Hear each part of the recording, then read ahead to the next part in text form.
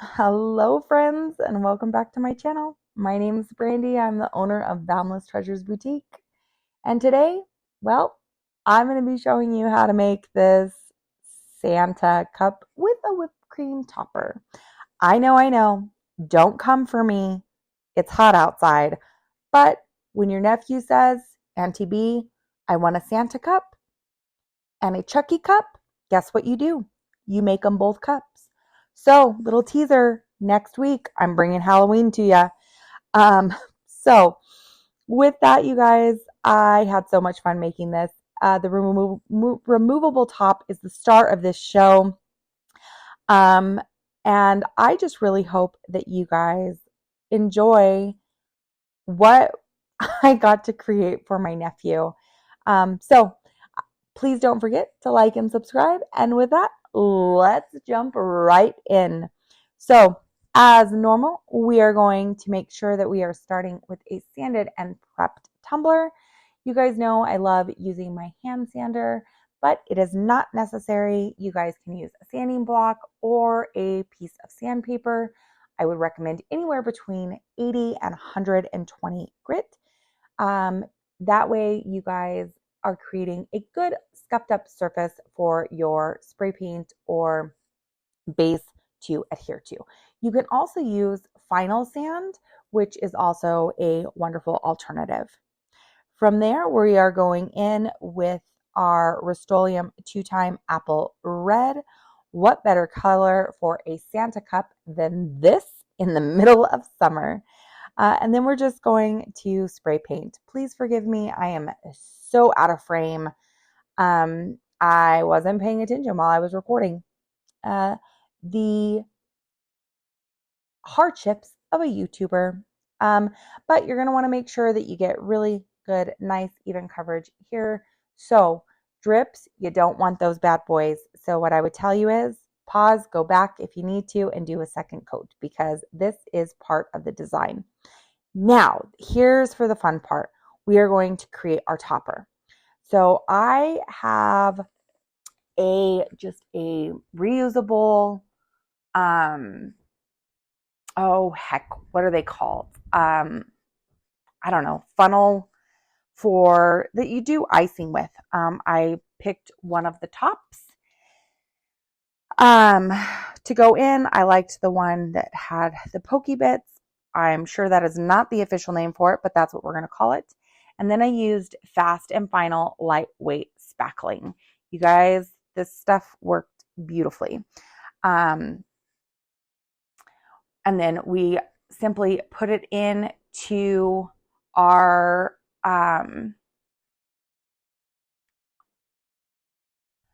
holy cow, what the heck is that thing's name? It's going to drive me nuts.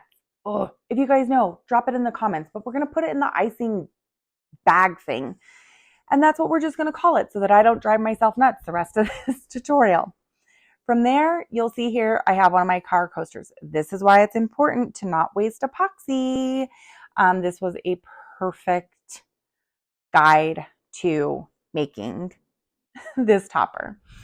And then I simply squeezed until really it looked like whipped cream and I was happy with the result. You guys, you can make this as high as you want, as low as you want, whatever you want.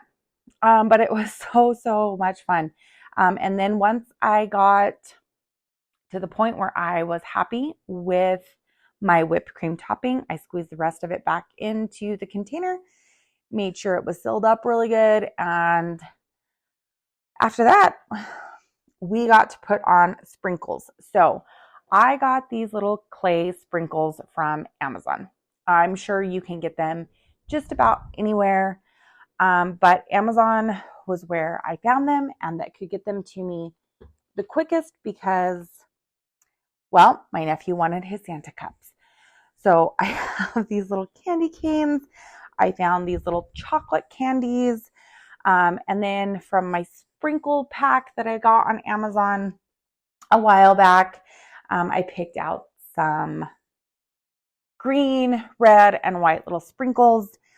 And I use those. And I just kind of, without any rhyme, no reason, no pattern, anything like that, just put these little items all over the whipped cream, and then I literally set it aside to dry. So here's the thing with the spackling.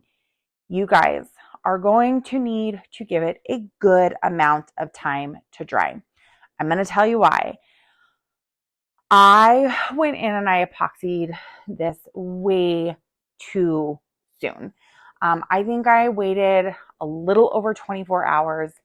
It felt dry and hard to the touch on the outside. The inside, however, felt very, very differently. So when I went to remove the topper, and I'm not sure if it caught it on this or not, but hopefully it did, so that you guys will be able to see what I mean. But the middle part was not fully dry, so it literally pulled out a little bit. So then I had to set it aside and let it dry some more, and then we were okay. So Vintage Santa, Creative Fabrica. You guys, if you are making tumblers or making anything, you guys need Creative Fabrica. There are thousands upon thousands of fonts, so many images, so many wraps for sublimating. Like there is literally no end. I will make sure that I have a link in here so that you guys can try it out. Your first month would be $1, and then it is $9.99 afterwards, unless you're like me and buy the annual. And I think I got my annual subscription for like $79, which, truth be told, I would have spent way more money purchasing these elsewhere. So this is a steal of a deal, you guys. So once I found my Vintage Santa, I downloaded it. I have commercial licensing, so I can sell this and not have to worry about being flagged on Etsy or anywhere else, because I have the licensing for this Santa. From here, I'm going to put it into and upload it into my Cricut, and we're going to do the print and cut. Now, few things. I ended up cutting this by hand. Why I ended up cutting it by hand, I don't remember the reason for it. Oh, yes, I do. Just kidding. I take it all back. I printed it on glossy paper. So my Cricut does not recognize the cut lines when it is on glossy paper. So I cut it by hand. I forgot to take off the bleed, so there was a little bit of shadowing, but nothing too crazy. From there, I was able to just remove the backing of my printable vinyl, and we got this beautiful, cute, happy, jolly Vintage Santa put on to the cup. I epoxied it 2 more times. I did go back in and I did add a drip. That was last minute, 100% not planned, but I didn't record that bit, so I am so sorry for that. But if you want to see how I do my drips, I do have a watermelon drip tutorial video that you can go back and you can check out there. And it will show you how to do that. But a big part of my focus was that cute little whipped cream topping topper. So 2 final coats of epoxy, and you just want to make sure that you pop all your bubbles with your either your torch, heat gun, anything like that. Just want to make sure there's no micro bubbles.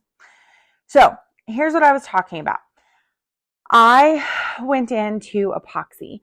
Now I'm using the A Little Extra Ink Turbo Epoxy. Stuff is great, you guys. So I'll make sure to link ALE in my description below. The shine is insane. It's so good. Anywho, you're going to mix equal parts of part A and part B and make sure that that's really, really mixed together nice and well. You don't want it to be cloudy. This should be crystal clear, like crystal clear when you are done mixing. And you shouldn't see any ribboning, anything of that nature once it's fully mixed. From there, I threw on my gloves. You'll see that I have a piece of parchment paper underneath my topper. I decided that this was not a great idea. So I got a cutting board mold that's silicone, and I used that instead. That way I knew that it would pull up nicely. I wouldn't have to worry about it. But again, I did not let my topper dry long enough. So I would recommend 48 to 72 hours. Test the bottom, see if it feels firm or not. That will help you determine whether or not you are ready to epoxy. But you can see the little divot in the bottom. That's because I did not wait. So I let that cure and dry. And you guys, here it is with the drip and everything. Holy moly. And to say that he was not excited would be a lie. He was super excited. So you guys will see his second cup next week. But if you guys decide to recreate something like this, please tag me in social. I'd love to see what you guys do. And with that, I'll see you all next week. Bye now.